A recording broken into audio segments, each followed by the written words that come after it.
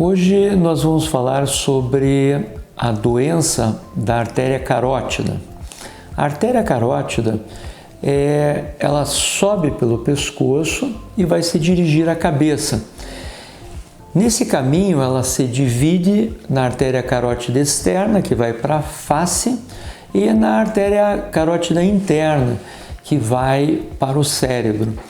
Nessa bifurcação, nessa divisão, com o passar do tempo, o sangue vai passando e vai acontecendo um acúmulo de substâncias, como a gordura, que provoca o que a gente chama de arteriosclerose. Esse acúmulo vai formando uma placa e essa placa vai deixando mais estreita a artéria. Nós chamamos então de estenose da artéria carótida, e esse estreitamento vai provocar problemas.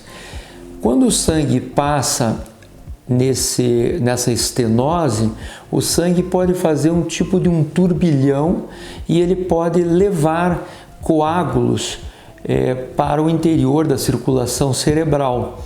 E esses coágulos podem entupir, obliterar pequenas artérias e nessa parte do cérebro pode acontecer uma isquemia cerebral. E é claro, se esse estreitamento na artéria carótida vai aumentando e essa estenose se torna uma oclusão, todo aquele território do cérebro que receberia o sangue vai sofrer uma isquemia e o paciente tem um acidente vascular cerebral, um AVC, como a gente chama. Os principais fatores de risco para o desenvolvimento da arteriosclerose são o tabaco, o fumo, o aumento do colesterol no sangue, diabetes, hipertensão arterial, vida sedentária, e a idade avançada também é um fator de risco, mas é um fator de risco não prevenível. Os outros nós podemos controlar. Sem sombra de dúvida, a melhor opção, o melhor tratamento é a prevenção.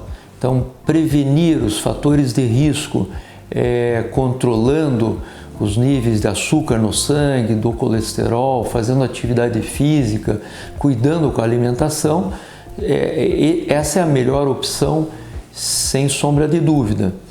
Mas, apesar disso, quando acontece essa arteriosclerose, é muito importante ficar atento para fazer o tratamento clínico, medicamentoso e eventualmente até cirúrgico. Se um paciente tem sintomas como paralisias nos membros, dificuldade para caminhar ou para abraçar uma pessoa, se tem paralisia facial ou dificuldade para falar, isso pode ser uma isquemia, um AVC.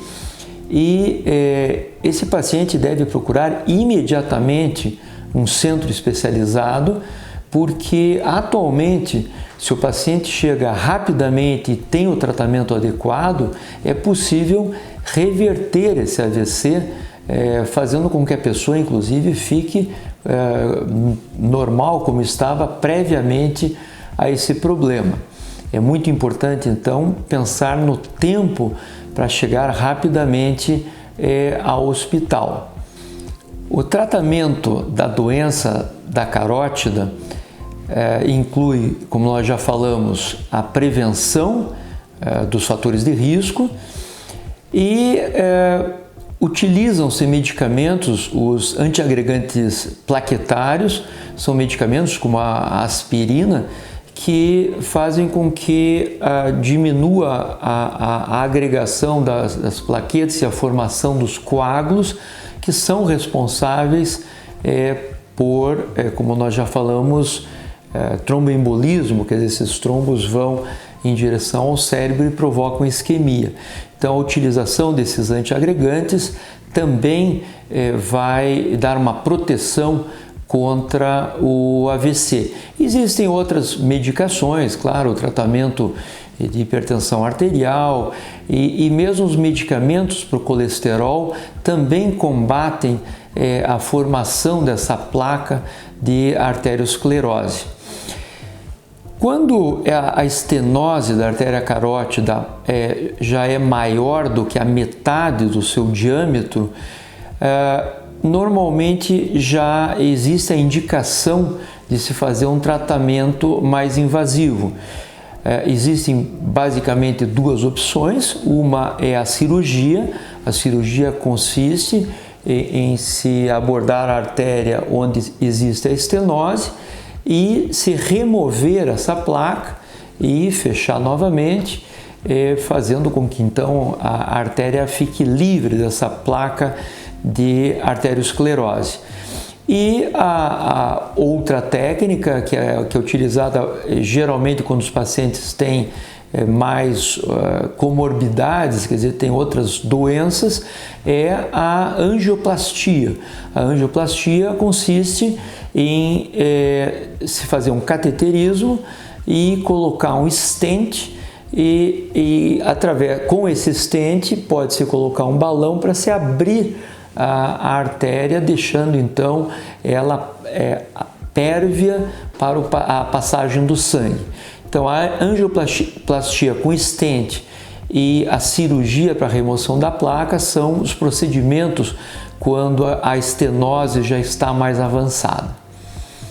De qualquer forma, é muito importante lembrar que a doença carotídea pode provocar o AVC, deve ser prevenida sempre que possível e os centros especializados têm o melhor tratamento dessa patologia, dessa doença.